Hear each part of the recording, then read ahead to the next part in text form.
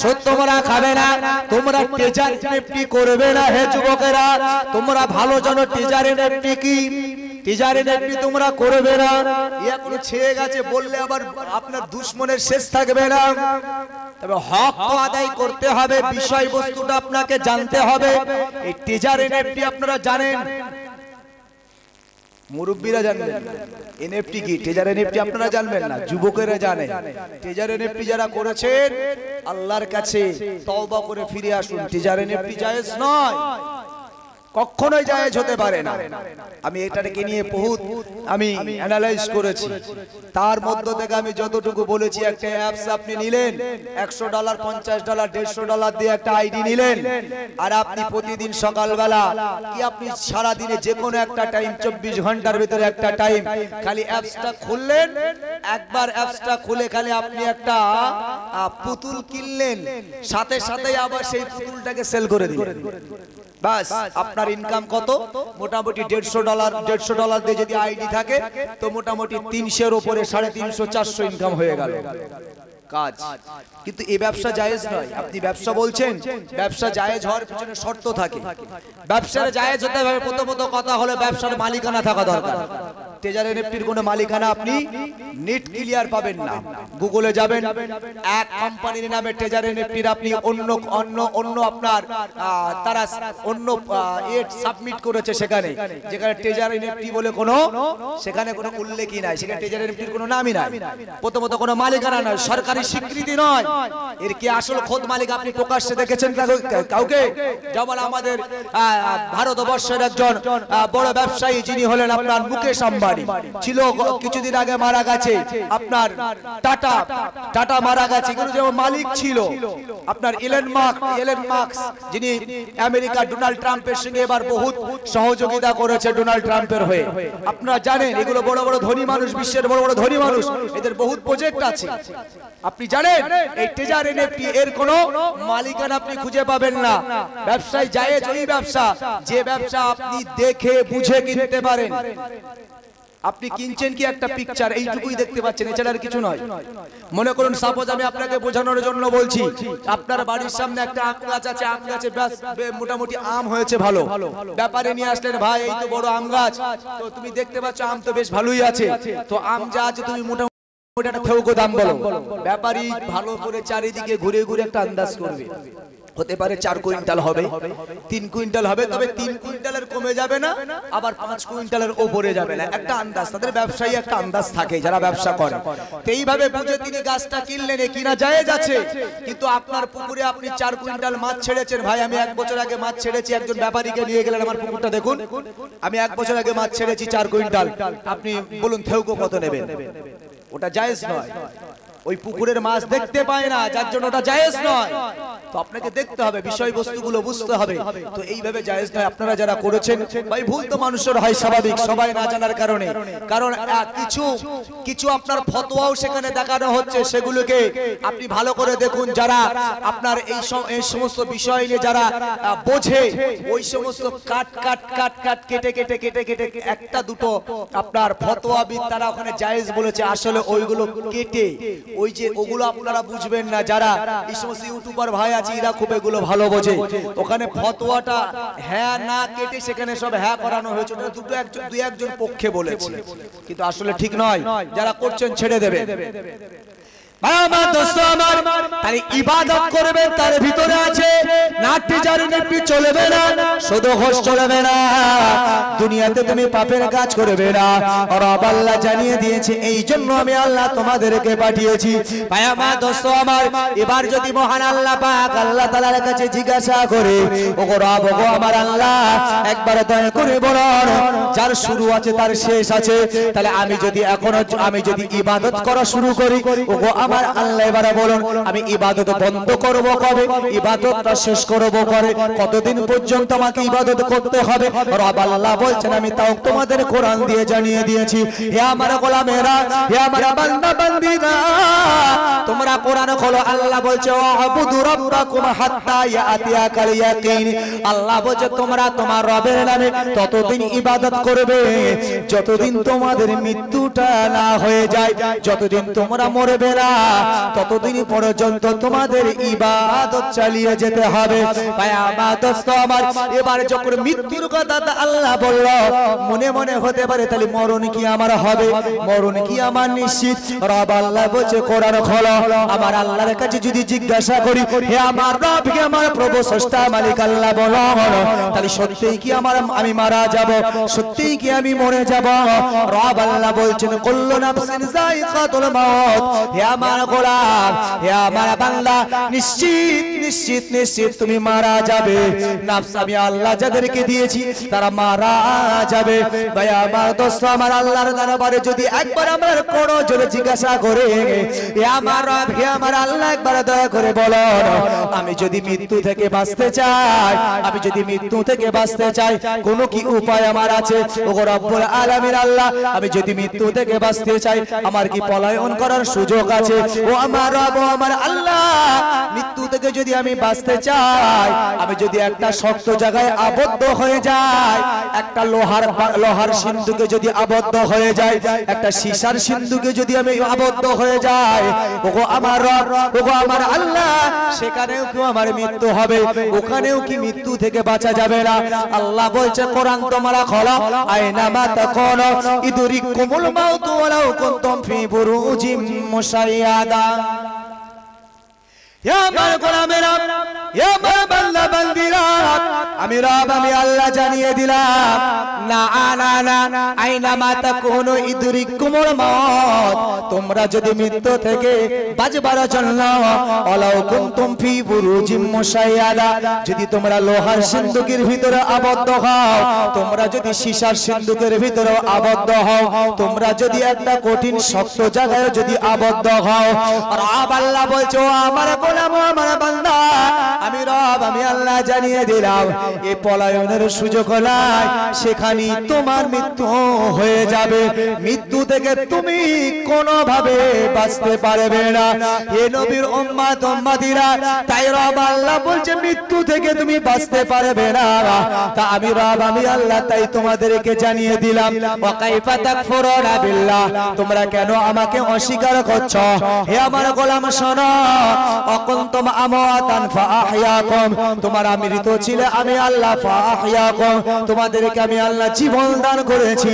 একবার মনে রাখো হে আমার গোলামেরা, হে আমার বান্দা বান্দিরা, সুম্মা ইউমিতুকুম, একদিন কিন্তু তোমাদের আবার মৃত্যুবরণ করতে হবে। একদিন তুমি মারা যাবে, একদিন তুমি মরে যাবে। তোমরা ওই সময়ের কথা ভাবো, ওই দিনের কথা তোমরা ভাবো যখন তোমরা মারা যাবে। আমি রব, আমি আল্লাহ জানিয়ে দিলাম, সুম্মা ইউহয়িকুম, তবে মারা যাবার পরেই তোমরা খতম, একেবারে শেষ বিকার তা নয়, বরং আমি রব, আমি আল্লাহ জানিয়ে দিলাম, সুম্মা ইউহয়িকুম, আমি আল্লাহ আবার তোমাদেরকে পুনরায় জীবনটা তোমাদের কবরে ফিরিয়ে দেব। এটাই হবে তোমাদের জন্য আখিরাতের জগৎ। আখিরাতের জগৎ, আখির কেন বলা হয়? আখির মানে হলো শেষ, মৃত্যু আমার জীবন শেষ, তারপরে যে জগৎটা আসছে ওটাকে আখিরাতের জগৎ বলা হয়। আখির মানে পর, আখির মানে শেষ, আখির মানে শেষ। তো আমাদের এই মৃত্যুর উপরে আমাদের জীবনটা শেষ হওয়ার পরে যে জগৎটা আসে, ওই জগৎটাকে বলা হয় আখিরাতের যুগ।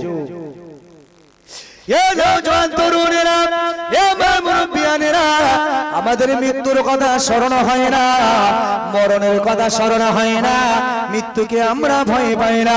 একবার চিন্তা করো ভাই আমার, দোস্ত আমার, বিশ্ব নবী সরকারে দো আলম নবীজি সাল্লাল্লাহু আলাইহি ওয়াসাল্লাম বললেন, কিয়ামতের দিনে ময়দানে মাহশরে, হে আমার উম্মত উম্মতিরা, আমরা নবীরা হলাম সিলেক্টেড, আমরা নবীরা হলাম মনোনীত। আমাদের জীবনে কোনো গুনাহ নাই, আমাদের জীবনে কোনো পাপ নাই। নবীদের জন্য জান্নাতের ঘোষণা, নবীদের জন্য জান্নাতের সুসংবাদ। ফিরবে কিয়ামতের দিনে ময়দানে মাহশরে। ও আমার উম্মত উম্মতিরা, কিয়ামতের কঠিন দিবসে নবী রাসূলুল্লাহ পর্যন্ত এত চিন্তিত হবে, একবার তোমরা কি ভাববে না যখন মহান আল্লাহ কিয়ামতের দিনে আমাদেরকে তুলবেন, নবী ওই সময়ের কথা বলছে। ভাই আমার, দোস্ত আমার, বিশ্ব নবী আমার বললেন, বললেন ওই সময় মহান আল্লাহ পাক আল্লাহ তাআলা কিয়ামতের দিনে যখন আমাদেরকে নিয়ে হাসরের ময়দানে তুলবে, এই হাসরের ময়দানে ওঠার সাথে সাথে সকল মানুষ অস্থির হয়ে যাবে, কারণ সেই কিয়ামতের কঠিন দিনটা এত ভয়াবহ হবে, এত কঠিন জায়গা হবে। বিশ্ব নবী আমার বললেন, ও আমার উম্মত উম্মতিরা মনে রাখো, আমি নবীজি সাল্লাল্লাহু আলাইহি ওয়াসাল্লাম জানিয়ে দিলাম ওই দিনটা তো কঠিন হবে। ওই দিনে আমার আল্লাহ পাক আল্লাহ তাআলা আমাদের মাথার উপরে যে সূর্যটা আছে, এই সূর্যটা আমাদের থেকে লক্ষ লক্ষ মাইল উচ্চতায় আছে, কিন্তু এই সূর্যটা কিয়ামতের ময়দানে ময়দানে মাহশরে আমার আল্লাহ আমাদের মাথা থেকে 1 মাইল উচ্চতায় আমার আল্লাহ নামিয়ে আনবে। হে আমার উম্মত উম্মতিরা, খালি তাই নয়, এই সূর্যটা এমন একটা মুখ নয়, এমন 12টা মুখ খুলে দেওয়া হবে। और আল্লাহ ওই দিন সূর্যকে ডেকে বলবে, হে আমার সৃষ্টি সূর্য, আজ আমি রব, আমি আল্লাহ তোমাদের ইচ্ছেকে পূরণ করব, তোমাদের চাহাতকে পূরণ করব। তোমরা চেয়েছিলে আল্লাহ, ওগো আমার রব, ওগো আমার আল্লাহ, দুনিয়াতে আমাদের মন খুলে আমাদের আমাদের আমাদের কিরণটাকে দুনিয়াতে ফেলবার মতন শক্তিদার আপনি আমাদেরকে, আমাদের পুরো কিরণটাকে দুনিয়ার জমিনে ফেলার শক্তিদার নাই। আল্লাহ বলবেন, হে দুনিয়ার গোলামেরা শোনো, আমি রব, আমি আল্লাহ কিয়ামতের দিনে ময়দানে মাহশরে হাসরের দিনে আমি আল্লাহ ডেকে বলবো, হে আমার সৃষ্টি সূর্য, আর দেরি নয়, দেরি নয়, আমি রব তোমাদেরকে আজ আমি আল্লাহ অর্ডার দিয়ে দিলাম, তোমরা তোমাদের সূর্যের কিরণ পূর্ণাঙ্গ তোমরা দুনিয়াতে ছেড়ে দাও। বিশ্বনবী আমার বললেন, এবার তারা সূর্যের কিরণ ছেড়ে দেবে, তবে এই সূর্য একটা দুনিয়াতে আমরা দেখতে পাই, এমন সূর্য এসে যাবে মাথার থেকে 1 মাইল উচ্চতায়। আল্লাহ নবী বলেন, 12টা সূর্য চলে আসবে। ও নবীর উম্মত উম্মতিরা, বিশ্বনবী আমার বললেন, একবার চিন্তা করো সেই দিনটা কত কঠিন হবে, কত ভয়াবহ হবে। জমিনের মাটিগুলো পুড়ে তামা হয়ে যাবে, জমিনের মাটিগুলো পুড়ে তামা হয়ে যাবে। এ আমার উম্মত উম্মতিরা, তোমাদের নকল শরীর, নরম শরীর, এই গোস্ত মাংস শরীরে কি অবস্থা তোমাদের হবে একবার চিন্তা করো। তবে ওই কিয়ামতের ময়দানে ময়দানে মাহশরে এক শ্রেণীর মানুষের জন্য নবী বললেন সুসংবাদ, সুসংবাদ, যারা দুনিয়াতে ভালো আমল করবে, যারা দুনিয়াতে ইবাদত করবে, যারা নামাজ ছাড়বে না, রোজা ছাড়বে না, হজের আওকাত থাকলে হজ করবে, যাকাতে যাকাত দেওয়ার মতো সাহেবে নিসাব হলে যাকাত দেবে। ভাই আমার দোস্ত আমার, মদের ধারে পাশে যাবে না, সুদের ধারে পাশে যাবে না, ঘুষের ধারে পাশে যাবে না, তেজার এনএফটির পাশে যাবে না, এইভাবে যত পাপের কাজ আছে সব কিছুকে অ্যাভয়েড করবে। বিশ্বনবী আমার বললেন, হে আমার গোলামেরা, যারা আল্লাহর ভয়ে এই কাজগুলি দুনিয়াতে করতে পারবে, কিয়ামতের দিনে ময়দানে মাহশরে তাদের জন্য একটা ছায়া হবে, সেই ছায়াটা হবে আরশের ছায়া। ওই আরশের ছায়ার নিচে তাদের জন্য দুনিয়াতে আমরা আরামের জন্য আমরা এসি ব্যবহার করি, কথা ঠিক না বল? আরামের জন্য এসি ব্যবহার করি। ও নবীর উম্মত উম্মতিরা, বিশ্ব নবী আমার বললেন, দুনিয়ারও আরাম, দুনিয়ারও সুখ, কত আরাম কত সুখ। দুনিয়াতে তোমরা এসি ব্যবহার করছ, ফ্যান চালাচ্ছ, তোমরা সাগরের ধারে দাঁড়িয়ে দাঁড়িয়ে হাওয়া খাচ্ছ, কত সুখ। আমি নবীজি জানিয়ে দিলাম, কিয়ামতের ময়দানে ময়দানে মাহশরে আরশে আজিমের ওই সুখ, দুনিয়ার সুখ আরশে আজিমের সুখের কাছে তুচ্ছ, একবার জোরে বলো। তবে যারা দুনিয়াতে না না না ভালো কাজগুলো করবে না, খারাপ গুলো ছাড়বে না, ভাই আমার দোস্ত আমার, এদেরকে বিশ্ব নবী আমার বললেন তারা অস্থির হয়ে যাবে। ও নওজোয়ান তরুণেরা, আমার মুরব্বিয়ানেরা, এই কিয়ামতের কঠিন দিবসে আল্লাহ উঠাবেন, আমরা অস্থির হয়ে যাব। আল্লাহ যে বিচার শুরু করে না, আল্লাহ যে বিচার করে না, এই বলে বলে আমরা সবাই হাই হুতাশ করতে লাগবো। কারণ কিয়ামতের ময়দানে সম্পর্কে আল্লাহ কোরআনে কারিমে বলেছেন, ও দুনিয়ার গোলামেরা শোনো, কিয়ামতের দিনটা কত লম্বা দিন হবে, কত বড় দিন হবে। আমি রব আমি আল্লাহ জানিয়ে দিলাম, কানা মিকদারুহু 50 আলফা সানা। কিয়ামতের কঠিন দিবসটা হবে 50,000 বছরের একটা দিন। দুনিয়ায় 24 ঘন্টায় এক দিন, 365 দিনে এক বছর। এইভাবে 2 বছর 3 বছর 1000 বছর, 2000 বছর, 3000 বছর। আপনার ক্যালকুলেটরে ঘন্টা ফেল হয়ে যাবে। ভাই আমার, দোস্ত আমার, বিশ্ব নবী আমার বললেন, তোমরা চিন্তা করো, রব আল্লাহ বলেছে কানা মিকদারুহু 50 আলফা সানা। ওই কিয়ামতের কঠিন দিবসটা হবে 50,000 বছরের একটা দিন। এত লম্বা সময় দুনিয়াতে আমরা বাজি 70 বছর, 60 বছর, 80 বছর, হার্ডলি 100 বছর 2-1 জনের ব্যতিক্রম দেখা যায়। তবে বিশ্ব নবী আমার বলেছেন, আমার আখিরি জামানায় আমার উম্মতদের এভারেজ 60 বছর বয়স চলবে। ব্যতিক্রম হতে পারে, কম হতে পারে, তবে একটা জিনিস আপনি হিসাব করুন, মোটামুটি আমরা 60 বছরেই প্রায় কভার হয়ে যাচ্ছি। কারণ নবীর হাদিস এটা বাস্তব হবে, এটা আপনাকে মানতে হবে। ভাই আমার, দোস্ত আমার, তাই আমাদের এই 60 বছরের জিন্দেগি আর কিয়ামতের দিনটা হলো 50,000 বছরের জিন্দেগি। এখন আছে, আগে পরে তো আছে। এখন থেকে নিয়ে মারা যাচ্ছেন, কবরে থাকবেন, কবে কিয়ামত হবে আল্লাহ ভালো জানে। ততদিন তো কবরে চলবে। আমি কবরের পাঠ ছেড়ে দিয়েছি, কবরের পাঠটা ছেড়ে দিয়েছি, কারণ আমার মূল কথাগুলি আপনাদেরকে বোঝানোর। রাতের গভীর রাতে আপনারা কষ্ট করে শুনছেন, যে ওয়াজগুলো শুনলে আপনাদের হৃদয় স্পর্শ করবে, আমি সেই রকম কিছু কথা আপনাদেরকে ভাবানোর জন্য আমি বলতে চাইছি। ভাই আমার, দোস্ত আমার, বিশ্ব নবী আমার বললেন, ইয়া আমার উম্মত উম্মতিরা শোনো, আমি রাসূল পাক জানিয়ে দিলাম, কিয়ামতের দিন ওই লম্বা সময় বিচার আল্লাহ করবেন না। ওই সময় দুনিয়ার হে আমার গোলামেরা, হে আমার উম্মত উম্মতিরা, ওই সময় তোমরা একে অপরের ভিতরে গালাঘষা শুরু হবে। রব আল্লাহ বিচার করে যদি আমাদের জাহান্নামে যায়, জাহান্নামে চলে যাব। এই কষ্ট আমাদের সহ্য হয় না, এই কষ্ট আমরা সইতে পারি না। সেই সময় সারা পৃথিবীর মানুষ একত্রিত হয়ে একটা আলোচনা হবে, না না না না, রবের দরবারে আমাদের পক্ষ থেকে আবেদন করা হোক, আমাদের বিচারটা আল্লাহকে শুরু করো। তা যদি আমাদের জাহান্নামে যেতে হয়, জাহান্নামে যেতে শিকার আমাদের অসুবিধা নাই, কিন্তু আল্লাহ বিচারটা যেন অন্তত আগে শুরু করে। কার কাছে যাবে, কে আমাদের আবেদন আল্লাহর কাছে করবে। এমন সময় সবার সম্মতিক্রমে কিয়ামতের দিনে ময়দানে মাহশরে সবাই একমত করবেন, আজকের দিনে একমাত্র আমাদের জন্য সুপারিশ করতে পারে আমাদের আদি পিতা হযরত নবী আদম আলাইহিস সালাম। আমরা সকলে আমরা আদি পিতার কাছে চলে যাব। বিশ্ব নবী আমার বললেন, ওই সময় আদম নবীর কাছে যে বলা হবে, হে আল্লাহর পয়গম্বর, হে আমাদের পিতা আদি আদম নবী আলাইহিস সালাম, আপনার দরবারে আমরা সমস্ত আপনার আদম সন্তানেরা এসেছি।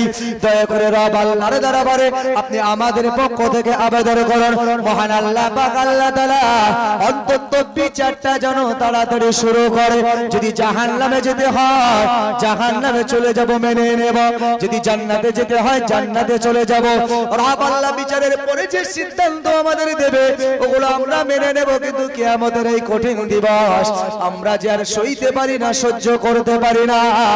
হযরত নবী আদম আলাইহিস সালামের কাছে বলা হবে, আমি ভাবাতে চেয়েছিলাম নবীরা হলো আল্লাহর মনোনীত স্পেশাল, আর আমরা হলাম সেই আল্লাহর বান্দা, আমরা হলাম সেই নবীদের উম্মত।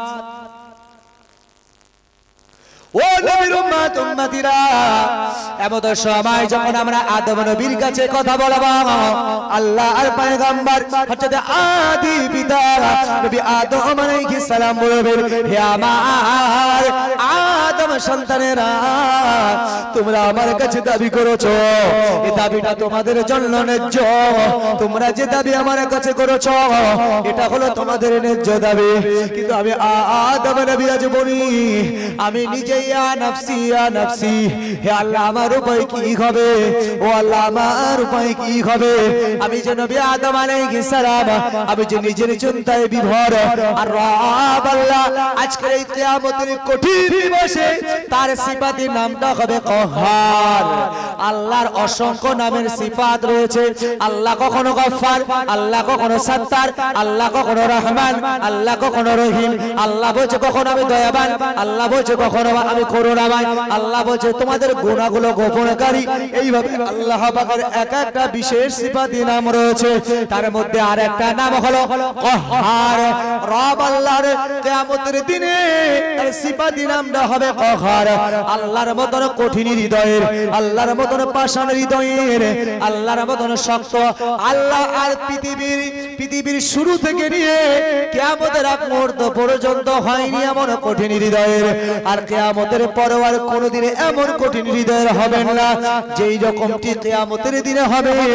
ভাই আমার দোস্ত আমার, তাই বিশ্বনবী সরকার দো আলম বললেন, ওই সময় আদি পিতা নবী আদম আলাইহিস সালাম বলবেন, হে আমার আদম সন্তানেরা, তোমরা আমার কাছে ন্যায্য দাবি নিয়ে এসেছো বটে, তবে আমি আদম আলাইহিস সালাম আজ আমার নিজের চিন্তায় বিভোর। আমি যে আজ তোমাদের জন্য আল্লাহর দরবারে সুপারিশ করব, এ ক্ষমতা আমার নাই, এ পাওয়ার আমার নাই। কারণ আদম নবীর কাছে আদম সন্তানেরা জানতে চাইবে, হে আদি পিতা নবী আদম আলাইহিস সালাম, কেন আপনি আপনার নিজের চিন্তায় বিভোর? আপনি যে আল্লাহর পয়গম্বর, আপনি যে আল্লাহর নবী, আপনারা তো আল্লাহর মনোনীত, আপনারা হলেন আল্লাহর সিলেক্টেড। হে আদম নবী, আপনি কেন আজকের দিনে ইয়া নাফসি ইয়া নাফসি করেন? ওই সময় নবী আদম আলাইহিস সালাম বলতে লাগবেন, হে আদম সন্তানেরা শোনো, রব আল্লাহ আমাকে যখন সৃষ্টি করেছিলেন আল্লাহর আরশে, আল্লাহর আসমানে আমাকে যখন সৃষ্টি করেছিলেন, ওই সময় আমি নবী আদম আলাইহিস সালাম আমাকে আল্লাহ পাক সৃষ্টি করে জান্নাতের ভিতরে আমার অবস্থান করার সুযোগ দিয়েছিল।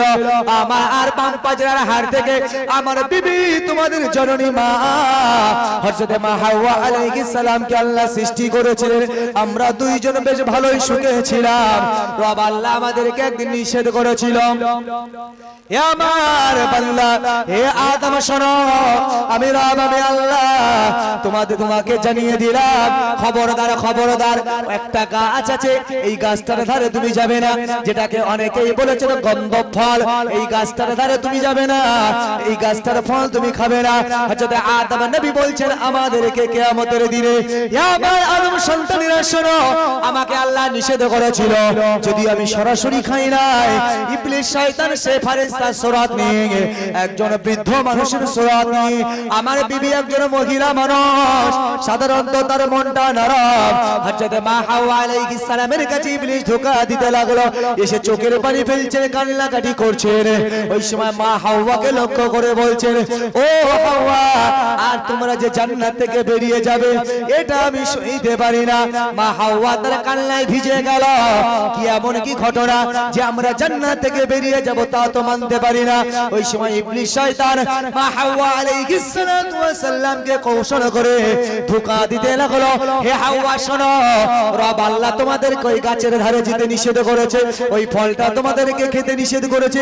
আসলে তোমরা জানো না হে হাওয়া, তোমাদেরকে আমার আল্লাহ সৃষ্টি করেছেন দুনিয়াতে মানব সূচনা করবে, তাই তোমাদেরকে দুনিয়াতে পাঠাবে। তাই হে হাওয়া শোনো, তোমরা যদি ওই গাছের ফলটা খেয়ে ফেলো তাহলে তোমরা আর জান্নাত থেকে কখনো বেরোতে পারবে না। এই জন্য রব আল্লাহ তোমাদেরকে ওই ফল, গাছের ওই ফল খেতে নিষেধ করেছে। যদি তোমরা খেয়ে ফেলো জান্নাত থেকে বার হতে পারবে না, আল্লাহ জান্নাত থেকে বার করতে পারবে না। এই জন্য ওই গাছের ফল তোমাদেরকে খেতে নিষেধ করেছে। দুঃখ তো আমার ওই জায়গায়, আফসোস তো আমার ওই জায়গায়, যদি আজকে হাওয়া তোমরা বেরিয়ে যাও তাহলে বড্ড কষ্ট হবে। ওই ফল যদি খাও তবে জান্নাতে থাকবে, তবে জান্নাতের মতন সুখ স্বাচ্ছন্দ্য তো তুমি দুনিয়াতে পাবে না। দুনিয়াতে খেটে খেতে হবে, পেশাব পায়খানার প্রয়োজন হবে, তোমার বিভিন্ন ইবাদতের প্রয়োজন হবে। দুনিয়াটা হলো ফিতনার জায়গা, দুনিয়াটা হলো অশান্তির জায়গা। ভাইয়ে ভাইয়ে মারামারি করবে, বাপ বেটায় মারামারি হবে, অশান্তি ফাসাদ হবে। দুনিয়াটা এইরকম জায়গা। হাওয়া, তোমার কাছে দুনিয়া ভালো না জান্নাত ভালো? হাওয়া বললেন জান্নাত ভালো, আমি দুনিয়ায় কেন যাব? তাহলে তুমি ফলটা খেয়ে নাও, তোমার জন্যই আমার আফসোস হচ্ছে। মা হাওয়া আলাইহিস সালাম সাধারণত তিনি মহিলা মানুষ, তিনি তার কথায় বিশ্বাস করে ফলটা খেয়ে ফেললেন। ওই ফলটাকে খাওয়ার পরে এবার ইবলিস বলছে তুমি খেলে তুমি জান্নাতে থাকবে আর আদম জাহান্নামে যাবে, আদম দুনিয়াতে যাবে। দুইজন স্বামী স্ত্রী, তোমাদের ভিতরে ভালোবাসা, মহব্বত, ভ্রাতৃত্ব, দাম্পত্য জীবনের একটা সুখ এসেছে, ছিন্ন করে থাকতে পারবে? মা হাওয়া বলছে তা কখনো পারবো না। তাহলে আদমকে খাওয়াও। কি করে খাওয়াবে? সরাসরি খাওয়ালে আদম খাবে না, কারণ আল্লাহকে পয়গম্বর বানিয়েছে। কেন ইবলিস করেছিল? ইবলিস করেছিল, আল্লাহ বলেছিল উসজুদু লি আদম, তোমরা আদমকে সিজদা করো। সবাই সিজদা করেছিল আদম আপনার ইবলিস ছাড়া। তো এই সময় আল্লাহ বলেছিল ইবলিস কি ব্যাপার, তুমি সিজদা কেন করো নাই? এমন সময় ইবলিস বলেছিল আল্লাহ আমি আগুনের তৈরি আর আদমকে মাটি দিয়ে তৈরি করেছেন, আপনি আগুনের তৈরি, আমার ধর্ম হলো উদ্যোগামী, আমার যখন জ্বালানো হবে সীসাটা উপরের দিকে যায়, অর্থাৎ আমার ধর্ম হলো উপরের দিকে, আর মাটির ধর্ম হলো নিম্নমুখী, মাটি উপর থেকে ছাড়লে নিচের দিকে যায়। আর আপনি সেই নিম্নমুখীকে, আপনি ঊর্ধ্বমুখীকে সিজদা করতে বলছেন, এটা আমার কাছে ইনসাফ মনে হলো না। আল্লাহ বলেছিল আবা ওয়াস্তাকবারা ওয়া কানা মিনাল কাফিরিন, নিকাল যাও, বাহির যাও, আমি তোমাকে কাফেরদের দলভুক্ত করে দিলাম। আল্লাহর কাছে বলেছিল ইবলিস আল্লাহ আমি এত ইবাদত করলাম, এত বন্দেগী করলাম, তাহলে আমার কি সব বিকার হয়ে যাবে? তবে আল্লাহ আমার এই নেক আমল, যে আমলগুলো করেছিলাম বিনিময়ে আপনার কাছে দোয়া চাই, আমি আপনার কাছে যা চাইবো আপনি দেবেন। আল্লাহ বলেছিল দেব। আল্লাহর কাছে চেয়েছিল আল্লাহ এই আদম সন্তানরা কতদিন থাকবে? ইবলিসকে আল্লাহ বলেছিল দুনিয়াতে কিয়ামত পর্যন্ত থাকবে, আল্লাহ হায়াতটা বাড়িয়ে দেন। ইবলিস বলেছিল আল্লাহ আপনি আমার এমন ক্ষমতা দেন যেন আমি আদম সন্তানদেরকে ধোঁকা দিয়ে ওদেরকেও পথভ্রষ্ট বানাতে পারি। আল্লাহ বললে যা তোকে ক্ষমতা দিয়ে দিলাম। তো ইবলিসের টার্গেট শেষ করবে, ইবলিসের টার্গেট ধোঁকা দেবে। মা হাওয়াকে ধোঁকা দিলেন। পয়গম্বরদের কাছে তো ইবলিসের ধোঁকা চলবে না। ভাই আমার সাহাবার, আল্লাহর পয়গম্বর আদম নবী আলাইহিস সালাম বললেন হে আমার উম্মত উম্মতিরা শোনো, হে আমার আদম সন্তানেরা শোনো, ওই দিনে আমার স্ত্রী আমাকে ওটাকে শরবত করে আমার গোপনে খাইয়ে দিয়েছিল। আজ আমার বড় ডর হয়, আজ আমার বড় ভয় হয়, যদিও আল্লাহ আমাকে নিষেধ করেছিল, কিন্তু আমি তো আল্লাহর আদেশকে অমান্য করেছি। সেটা জেনে হোক অথবা না জেনে হোক, আমি তো আসলে আদেশটাকে অমান্য করেছি। হে আমার আদম সন্তানেরা শোনো, আজ যদি রব আল্লাহ আমাকে একটাবার জিজ্ঞাসা করে হে আমার গোলাম, হে আমার গোলাম, হে আমার পয়গম্বর আদম বলো, আজ আমি রব তোমার কাছে প্রশ্ন করি, জিজ্ঞাসা করে আমি আল্লাহ যে তোমাকে নিষেধ করেছিলাম, তুমি কেন নিষেধটাকে তুমি মানো নাই? তুমি কেন আমার আদেশটাকে অমান্য করেছিলে? হে নওজোয়ান তরুণেরা, হে মুরব্বিয়ানেরা, হযরত নবী আদম আলাইহিস সালাম বলবে হে আমার আদম সন্তানেরা, আজ আল্লাহর নাম হলো কাহার। আল্লাহ বড় কঠিন হৃদয়ের রব। আল্লাহ যদি আমার কাছে জিজ্ঞাসা করে আমি লাজবাব হয়ে যাব, আমি রবের দরবারে কোনো জবাব দিতে পারবো না। ওই জন্য আমি আমার নিজের পাপের জন্য, নিজের গুনার কথা মনে করে নিজের একটি আদেশ অমান্য করার কারণে আমার অন্তরে এত ভয় হয়, এত ডর হয়, যদি আমি তোমাদের আবেদন নিয়ে যাই আর রব আল্লাহ যদি আমার কাছে প্রশ্ন করে, আমি আদম বড় শর্মিন্দা, আমি আদম আল্লাহর দরবারে লাজবাব হয়ে যাব। ওই জন্য আজকের কিয়ামতের কঠিন দিবসে এই হাসরের ময়দানে আমি আদম নবী তোমাদের জন্য যথেষ্ট মনে করি নাই, তবে আমি আদম নবী বলবো মহান আল্লাহ পাক আল্লাহ তাআলা পৃথিবীর জমিনে একজন নবীকে আল্লাহ খলিল বলেছেন, একজন নবীকে আল্লাহ তার বন্ধু বলেছেন। হে আমার আদম সন্তানেরা, চলে যাও সে আল্লাহ যাকে খলিল বলেছিলেন, আল্লাহ যাকে বন্ধু বলেছিলেন, তোমরা সেই নবী ইব্রাহিম আলাইহিস সালামের কাছে চলে যাও। আজকের দিনে তোমাদের জন্য যথেষ্ট হবে সেই ইব্রাহিম, যিনি হলেন জাতির পিতা। চলে যাও তোমরা ইব্রাহিম নবীর কাছে। ভাই আমার দোস্ত আমার, আবার আমরা কিয়ামতের দিনে আপনজন যারা কবরে, তাদের জন্য যদি আমরা দিনের মাহফিলে বসে আলাপ আলোচনা শুনি, আমরা যদি দরুদ শরীফ, কালেমা শরীফ, কোরআন শরীফ ইত্যাদি নেক আমল করে যদি আমাদের আপনজনদের জন্য দোয়া করি, মাগফিরাত কামনা করি, ইয়া রাসূলুল্লাহ কি ইয়া হাবিবাল্লাহ হুজুর, এগুলি কি আমাদের আপনজনদের কবরে পৌঁছায়? লাভের দিকটা আমরা খুঁজছি প্রথমে, যেগুলো কি আমাদের আপনজনদের কবরে পৌঁছায়। আজকের যে দিনের মাহফিল করা হলো, এই যে করে আমাদের আখিরি মোনাজাত হবে, দোয়া হবে, মই মুরব্বীদের জন্য দোয়া করা হবে, সেখানে কিছু আসবে কিনা? তা নবীজি সাল্লাল্লাহু আলাইহি ওয়াসাল্লাম সাহাবীদের কাছে, সাহাবারা জিজ্ঞাসা করলেন নবীর কাছে, নবীজি কি বললেন? আমরা একটু আগ্রহী হব, ওই জন্য কথাগুলি বলছি। আমি আমার এখন আলোচনার ভূমিকা শুরু করিনি। হে নওজোয়ান তরুণেরা, হে আমার মুরব্বিয়ানেরা, বিশ্বনবী সরকারে দো আলম নবীজি সাল্লাল্লাহু আলাইহি ওয়াসাল্লাম ওই সময় সাহাবাদেরকে ডেকে বললেন, ইয়া মাসাহাবারা, দুনিয়াতে তোমরা দিনের মাহফিল করবে, বহু টাকা পয়সা খরচ করবে, অর্থ টাকা পয়সা নষ্ট করবে, না না, তোমরা এই নেক আমলের উদ্দেশ্যে যদি তোমরা এই অর্থগুলো খরচ করো, এই খরচ করার পরে রব আল্লাহর দরবারে যদি দোয়া চাও, আল্লাহ আমার বাড়িতে শত শত মেহমান এসে তাদেরকে মেহমানদারি করেছে, ওগো আমার রব, ওগো আমার আল্লাহ, আজকে আমি দোয়া চাই আমার মা কবরে, বাপ কবরে, আপনজন তারা কবরে, আল্লাহ দাদা দাদি নানা নানি আপনজন কবরে, আল্লাহ তাদের রূহের মাগফিরাতের উদ্দেশ্যে দোয়া চাই। আল্লাহ আজকের এই আমলগুলি যদি আপনার দরবারে কবুল হয়, এই কবুলিয়াতের ওসিলায় আল্লাহ তাদেরকে নাজাত দিয়ে দেন। এগুলো আমরা চাইবো হুজুরগণ যারা আসছেন তারা বলবেন, কিন্তু এগুলো কি আল্লাহর দরবারে পৌঁছায়? এগুলি কি আমাদের আপনজনদের দরবারে পৌঁছায়? বিশ্ব নবীর কাছে সাহাবারা প্রশ্ন করলেন।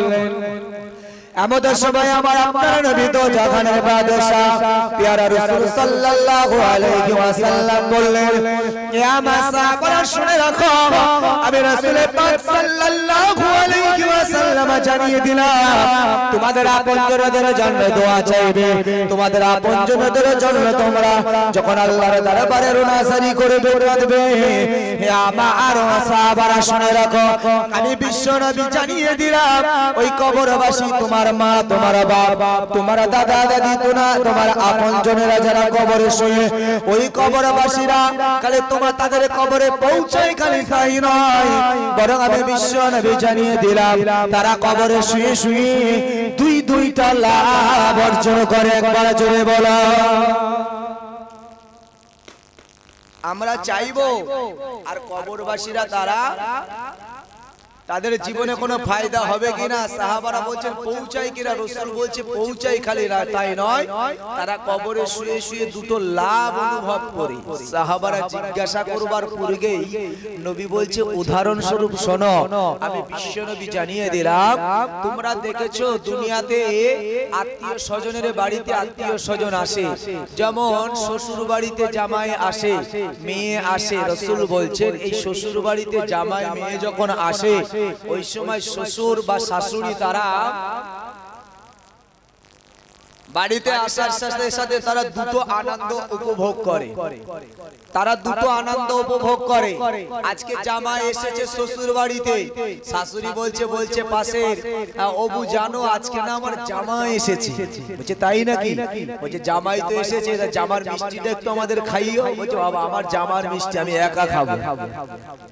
বলছে জামার বাড়ি শ্বশুর বাড়িতে জামাই আসলে মেয়ে আসলে তারা দুটো খুশি উদযাপন করে। একটা হলো আমার জামাই আমার মেয়ে আমাদেরকে দেখতে এসেছে, তার একটা খুশি হয় ও আমার জামাই এসেছে।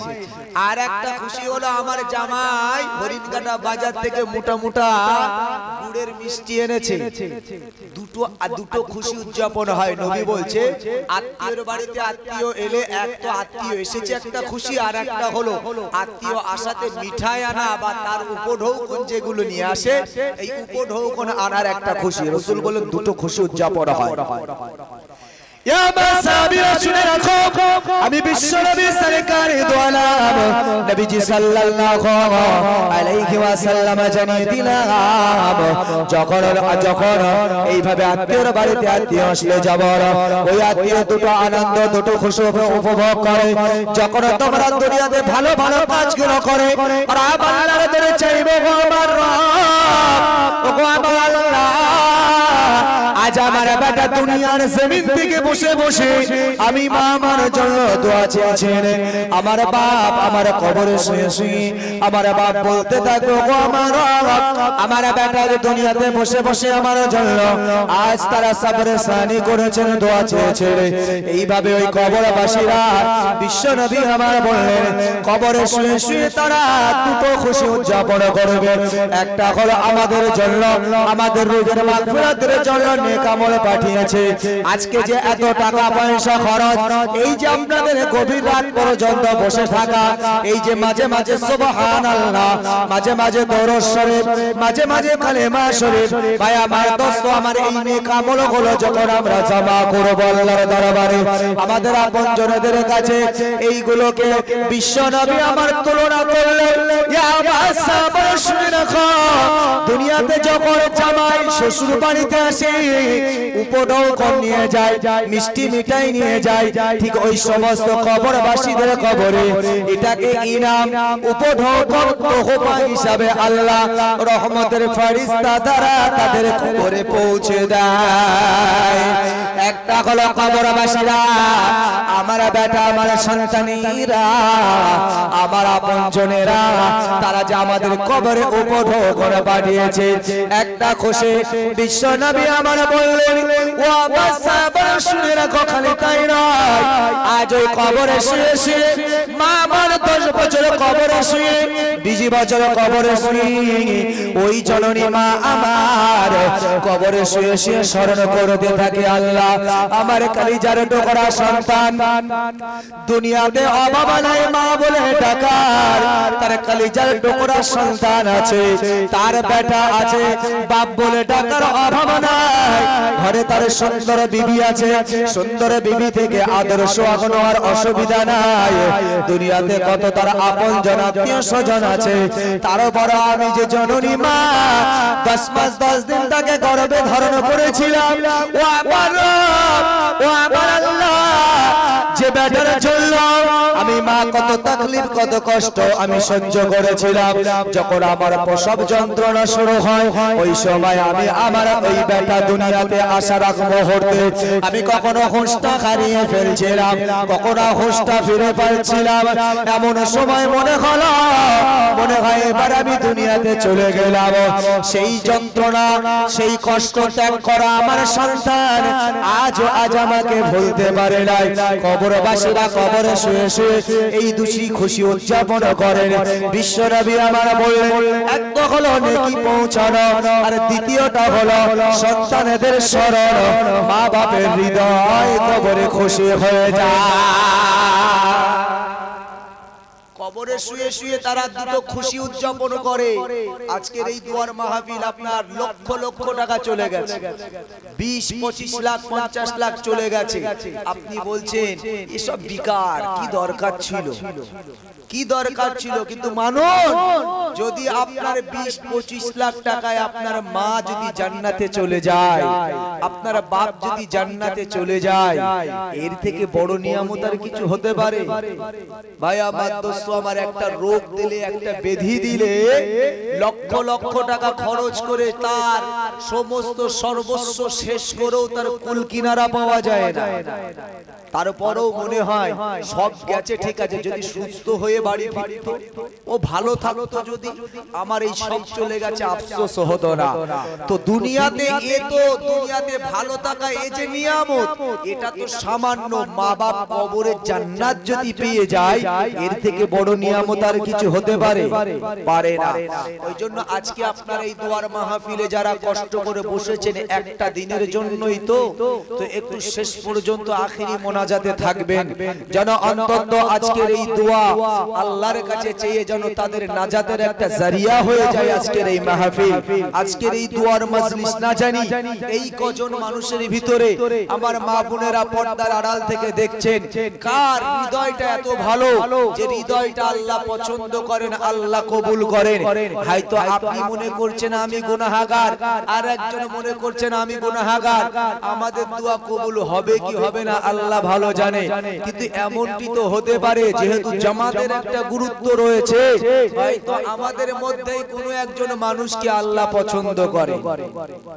কাকে আল্লাহ পছন্দ করে আমরা বলতে পারবো না, কারণ আল্লাহ মানুষের হৃদয়ের খবর রাখে। আমরা কিন্তু সবার হৃদয়ের খবর রাখতে পারি না।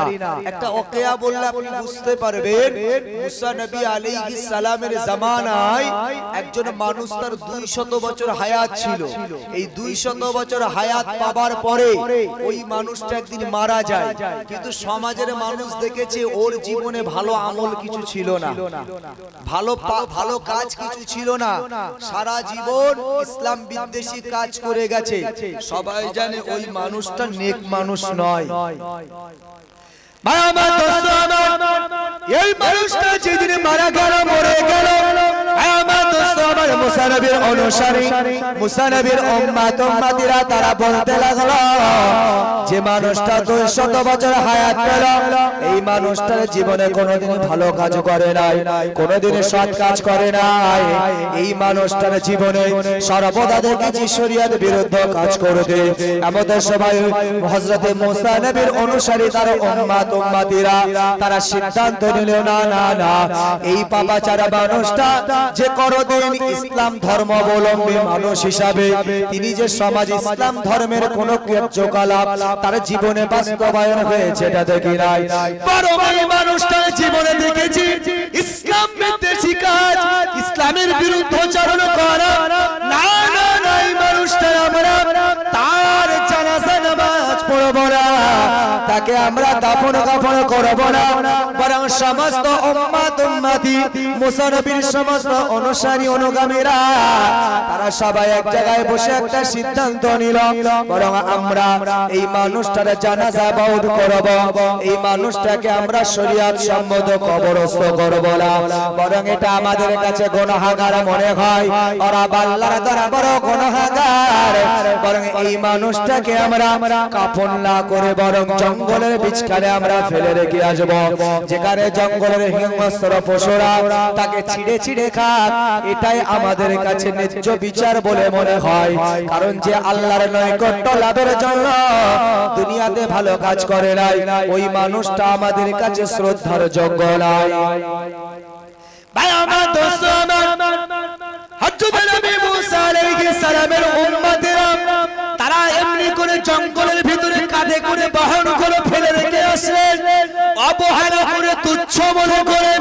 ভাই আমার দোস্ত আমার, এমন সময় দেখা যায় হযরত নবী মুসা আলাইহিস সালাতু ওয়াস সালামের দরবারে আল্লাহর পক্ষ থেকে ওহী চলে এলো, হে আমার পয়গম্বর মুসা, আর দেরি নয়, চলে যাও, অমুক জায়গায় তোমার গুনাহগার উম্মত উম্মতি তারা দেখো একজন গুনাহগার মানুষকে তারা গুনাহগার মনে করে তাকে কবরস্থ জানাজা কিছুই করলো না, বরং এই মানুষটাকে জঙ্গলের ভিতরে ফেলে রেখেছে যে যাতে করে তার শরীরটা জঙ্গলের বাঘ হিংস্র পশুরা ছিঁড়ে ছিঁড়ে খাক। কিন্তু হে আমার পয়গম্বর মুসা, আমি রব হলাম আলিমুল গায়ব, আমি অদৃশ্যর খবর রাখি, আমার গুনাহগার বান্দা বান্দিরা তাদের হৃদয়ের কান্না, তাদের হৃদয়ের চাঘাত আমি রব আমি আল্লাহ জানতে পারি একবার জোরে বলার হে পয়গম্বর মুসা আমি রব আমি আল্লাহ তোমাকে আদেশ করলাম তাড়াতাড়ি চলে যাও আমার ওই বান্দাকে জঙ্গলের মধ্য থেকে বার করো তাকে শ্রদ্ধার সাথে গোসল দেওয়াও শরীয়ত সম্মত তাকে জানাজা নামাজের জন্য ইয়া পয়গম্বর মুসা তুমি নিজে ইমামতি করবে জানাজা পড়াবে তোমার ওই সমস্ত অনুগামীরা অনুসারীরা তারা সম্মানের সাথে আমার ওই বান্দার জানাজা নামাজ পড়াবে হে আমার পয়গম্বর মুসার দেরি নয় তাড়াতাড়ি তুমি অমুক স্থানে চলে যাও আল্লাহর পয়গম্বর হযরত নবী মুসা আলাইহিস সালাম আল্লাহর ওয়াদার মাত্র আর কাল বিলম্ব করলেন না চটজলদি তিনি বেরিয়ে পড়লেন সেই গ্রাম সেই গাঁওতে চলে গেলেন হযরত মুসা নবী জিজ্ঞাসা করলেন সব অনুগামী অনুসারী উম্মতি তারা স্বীকার করলেন জি হুজুর এমন এমন ঘটনা আল্লাহর পয়গম্বর মুসা নবী বললেন ইয়া আমার উম্মতিরা আর দেরি নয় তাড়াতাড়ি চলে যাও আর আল্লাহর পক্ষ থেকে আমার কাছে ওহি এসেছে আল্লাহর ওই গোলাম আল্লাহর ওই বান্দাকে জঙ্গল থেকে উঠিয়ে নিয়ে আসো কারণ রব আল্লাহ তার প্রতি খুশি তার প্রতি রাজি ওই মানুষটাকে সম্মানের সাথে উঠে আনা আমি মুসা আলাইহিস সালাতু ওয়াস সালাম বলবো ওর তোমরা গোসল দাও সম্মানের সাথে আর আমি মুসা পয়গম্বর ইমামতি করব আর তোমরা আমার অনুসারী অনুগামী তোমরা আমার উম্মতি আমার পিছে তোমরা সবাই জানাজা নামাজ পড়বে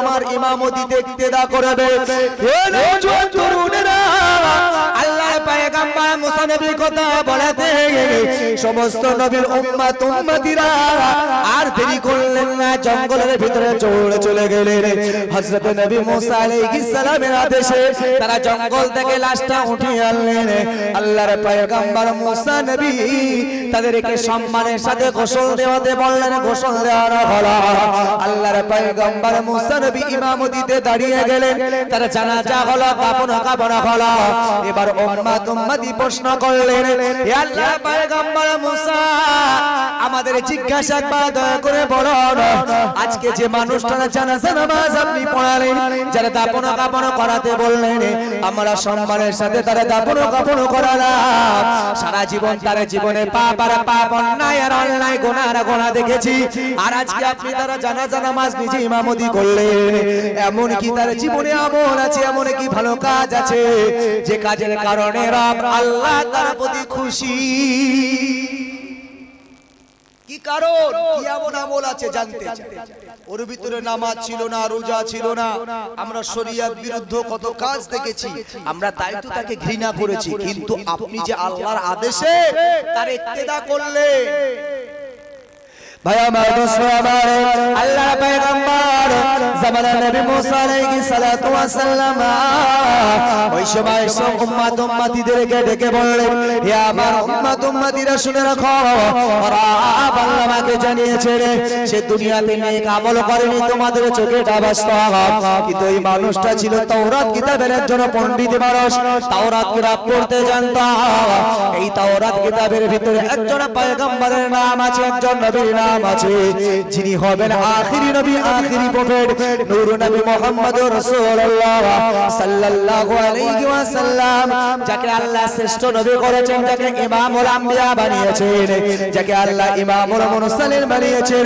সমস্ত ইমামদের ইমাম বানিয়েছেন হে পয়গম্বর হে আমার উম্মতিরা শোনো আল্লাহ পাক আল্লাহ তাআলা জানিয়েছেন ও তাওরাতের পণ্ডিত ছিল যে তাওরাতের ভিতরে আখিরি নবীর প্রশংসা আখিরি নবীর নামে দরুদ পড়লে কি ফায়দা সেই তাওরাতের ভিতরে লেখা আর সেই বান্দা যে গোলাম যাকে তোমরা অবহেলা করেছিলে লাঞ্ছিত বঞ্চিত করেছিলে হে আমার উম্মতিরা মনে রাখো এই মানুষটা দুনিয়াতে ভালো কাজ না দেখলেও রাতের বেলা বিছানায় শুয়ে চুপচাপ থাকতো না সেই তাওরাত কিতাবের অনুকরণে সেই আখিরি নবী মুহাম্মদুর রাসূলুল্লাহ সাল্লাল্লাহু আলাইহি ওয়াসাল্লাম হুজুরের নামে রাতে শুয়ে শুয়ে দরুদ শরীফ পড়তে একবার জোরে বলো ইয়া মুহাম্মদুর রাসূলুল্লাহ সেই বিশ্বনবী সরকার দোয়ালা নবীজি সাল্লাল্লাহু আলাইহি ওয়াসাল্লাম হুজুরের নামে দরুদ পড়ার কারণে রব আল্লাহ যে তার প্রতি খুশি, রব আল্লাহ যে তার প্রতি রাজি। মহান আল্লাহ পাক আল্লাহ তাআলা তার করুণার বর্ডার নাই, তার করুণার সীমা নাই। কোন মানুষ কোন ভালো কাজের জন্য আল্লাহর কাছে যে সুযোগ পেয়ে যাবে এটা বুঝার ক্ষমতা আমাদের নাই, বুঝার আমাদের ক্ষমতা নাই। কোন কারণে আল্লাহ আমাদের প্রতি খুশি হয়ে যাবে। দুনিয়াতে আমরা যে যোগ্যতা হাসিল করছি, যাকে দেখছেন 5 ওয়াক্ত নামাজি, হাজি, রোজাদার, ইমাম, আলেম, আমরা চোখে দেখছি, ওই মানুষটাও ধরা পড়ে যেতে পারে। রাসূল বলেছে তোমরা আশা করো করুণার, দয়ার আশা করো, আল্লাহর দয়া ছাড়া তোমরা জান্নাতে যেতে পারো না। তো সেই মহান আল্লাহ কার প্রতি কোন ভালো কাজে দয়া করবে এটাই হলো বিষয়। ওই জন্য ছোট ছোট নেক আমলগুলোকে ছোট মনে না করা, এই ছোট ছোট আমলগুলোকে ছোট না মনে করা। ভাই আমার, দোস্ত আমার, রব আল্লাহ আমাদেরকে পৃথিবীতে পাঠিয়েছেন, মহান আল্লাহ আমাদেরকে যে দুনিয়াতে পাঠিয়েছেন, ভাই আমার, দোস্ত আমার, আমাদেরকে বুঝতে হবে এটাই, আমরা খামাখা কিন্তু পৃথিবীতে আসিনি, বিনা দরকারে বিনা কারণে কিন্তু আমরা আসিনি। আল্লাহ আমাদের সম্পর্কে বলছেন লাকাদ খলাকনাল ইনসানা ফি আহসানি তাকবীম। আমি আল্লাহ এই মনুষ্য জাতিকে, এই মানব কুলকে আমি আল্লাহ সবথেকে সুন্দর, সবথেকে উত্তম বানিয়েছি। একবার জোরে বলুন সুবহানাল্লাহ। কিন্তু আমি আল্লাহ এত সুন্দর বানিয়েছি কি খামাখা তোমরা তোমাদের ইচ্ছা মতন দুনিয়াতে চলবে, নামাজ পড়বে না, রোজা রাখবে না, ভালো কাজ করবে না, মদ খাবে, সুদ খাবে, ঘুষ খাবে, ইচ্ছা মতন জীবন বাসার করবে, এই জন্য কি আমি আল্লাহ পাঠিয়েছি? তা নয়। আল্লাহ বললেন আফা হাসিবতুম আন্নামা খলাকনাকুম আবাসা ওয়া আন্নাকুম ইলাইনা লা তুরজাউন। আমি রব, আমি আল্লাহ তোমাদেরকে অনর্থক খামাখা বেকার আমি আল্লাহ পাঠাইনি। বাবা দোস্তারা, রব আল্লাহ বললেন হে আমার গোলামেরা, হে আমার উম্মত, হে আমার বান্দারা, আমি রব, আমি আল্লাহ জানিয়ে দিলাম খালি তোমাদেরকে নয়, ওমা খলাকনাস সামাওয়াতি ওয়াল আরদা ওমা বাইনাহুমা বাতিলা। এই দুনিয়ার গোলামেরা, খালি তোমরা মনুষ্য জাতি, তোমাদেরকে যেমন আমি আল্লাহ বললাম অনর্থক খামাখা পাঠাই নাই। দুনিয়াতে আমি আল্লাহ যা কিছু সৃষ্টি করেছি, গাছপালা, তরুলতা, পাহাড়, পর্বত, নদ নদী, আমি রব, আমি আল্লাহ কোনটাকেই অনর্থক নয়, কোনটাকেই আমি আল্লাহ খামাখা পাঠাই নাই। দেখো তোমরা মাঠের বিচখানে কত ঘাস দেখতে পাও, এই ঘাসগুলোকে আমি আল্লাহ অনর্থক পাঠাই না। তোমাদের ঘরে ছাগল গরু আছে, সেগুলোর খাদ্য হিসাবে আমি ঘাস পাঠিয়েছি। হে নবীর উম্মত উম্মতিরা, আজ দুনিয়াতে আল্লাহ পানি পাঠিয়েছেন, এর জন্য আজকে আমরা বলি পানি হলো মানুষের আরেকটা জীবন। ভাই আমার, দোস্ত আমার, আজকে আমরা গাছ দেখতে পাই, এই গাছ থেকে আমরা অক্সিজেন পাই। ভাই আমার, দোস্ত আমার, আমরা দুনিয়াতে আল্লাহর কত সৃষ্টি রয়েছে, আল্লাহ বললে রেখে আমার বান্দা শোনো, আমি রব, আমি আল্লাহ জানিয়ে দিলাম ওমা খলাকনাস সামাওয়াতি ওয়াল আরদা ওমা বাইনাহুমা বাতিলা। আমি আল্লাহ কোনটাকেই অনর্থক খামাখা পাঠাই না। ভাই আমার, দোস্ত আমার, এবার যদি আমরা রবের দরবারে জিজ্ঞাসা করি, ও আমার রব, ও গো আমার আল্লাহ, এবার আমার জিজ্ঞাসা একবার দয়া করে বলুন আল্লাহ আমাদেরকে কেন পাঠিয়েছেন? আল্লাহ বলছে গোলাম, কোরআনটা তোমরা খোলো, আমি আল্লাহ কোরআনে জানিয়ে দিয়েছি ওমা খলাকতুল জিন্না ওয়াল ইনসা ইল্লা লিয়াবুদুন। আমি আল্লাহ তোমাদেরকে পাঠিয়েছি তোমরা আমার ইবাদত করবে, তোমরা আমার বান্দেগি করবে। হে আমার গোলামেরা, তোমরা আমার দেওয়া আদেশগুলো মেনে নেবে, নিষেধগুলো তোমরা বর্জন করবে। নামাজ তোমাদের জন্য আদেশ, রোজা তোমাদের জন্য আদেশ, হজ তোমাদের জন্য আদেশ, যাকাত তোমাদের জন্য আদেশ। হে আমার গোলামেরা শোনো, সমাজের মানুষের সাথে ভালো আচরণ করবে আমার পক্ষ থেকে আদেশ। তোমরা গরিবকে গরিবের মাথায় হাত দেবে, গরিবকে তোমরা দেখবে, এটা আমার আদেশ। হে আমার গোলামেরা শোনো, আমি রব, আমি আল্লাহ জানিয়ে দিলাম মদ তোমরা খাবে না, এটা আমি নিষেধ করলাম। ঘুষ তোমরা খাবে খাবে না, সুদ তোমরা খাবে না, তোমরা টেজার এনএফটি করবে না। হে যুবকেরা, তোমরা ভালো জানো টেজার এনএফটি কি। টেজার এনএফটি তোমরা করবে না। এখন ছেয়ে গেছে বললে আবার আপনার দুশমনের শেষ থাকবে না। তবে হক তো আদায় করতে হবে, বিষয়বস্তুটা আপনাকে জানতে হবে। এই টেজার এনএফটি আপনারা জানেন, মুরব্বীরা জানবেন এনএফটি কি, টেজার এনএফটি আপনারা জানবেন না, যুবকেরা জানে। টেজার এনএফটি যারা করেছেন আল্লাহর কাছে তওবা করে ফিরে আসুন। টেজার এনএফটি জায়েজ নয়, কখনোই জায়েজ হতে পারে না। আমি এটাকে নিয়ে বহুত আমি অ্যানালাইজ করেছি, তার মধ্য থেকে আমি যতটুকু বলেছি, একটা অ্যাপস আপনি নিলেন $100, $50, $150 দিয়ে একটা আইডি নিলেন, আর আপনি প্রতিদিন সকালবেলা কি আপনি সারা দিনে যে কোনো একটা টাইম 24 ঘন্টার ভিতরে একটা টাইম খালি অ্যাপসটা খুললেন, একবার অ্যাপসটা খুলে খালি আপনি একটা পুতুল কিনলেন, সাথে সাথে আবার সেই পুতুলটাকে সেল করে দিলেন। বাস আপনার ইনকাম কত? মোটামুটি $150 দিয়ে যদি আইডি থাকে তো মোটামুটি 300-এর উপরে 350-400 ইনকাম হয়ে গেল কাজ। কিন্তু এই ব্যবসা জায়েজ নয়। আপনি ব্যবসা বলছেন, ব্যবসা জায়েজ হওয়ার পিছনে শর্ত থাকে। ব্যবসার জায়েজ হতে হবে, প্রথমত কথা হলো ব্যবসার মালিকানা থাকা দরকার। টেজার এনএফটির কোনো মালিকানা আপনি নেট ক্লিয়ার পাবেন না। গুগলে যাবেন, এক কোম্পানির নামে টেজার এনএফটির আপনি অন্য আপনার তারা অন্য এড সাবমিট করেছে সেখানে, যেখানে টেজার এনএফটি বলে সেখানে কোনো উল্লেখই নাই, সেখানে টেজার এনএফটির কোনো নামই নাই।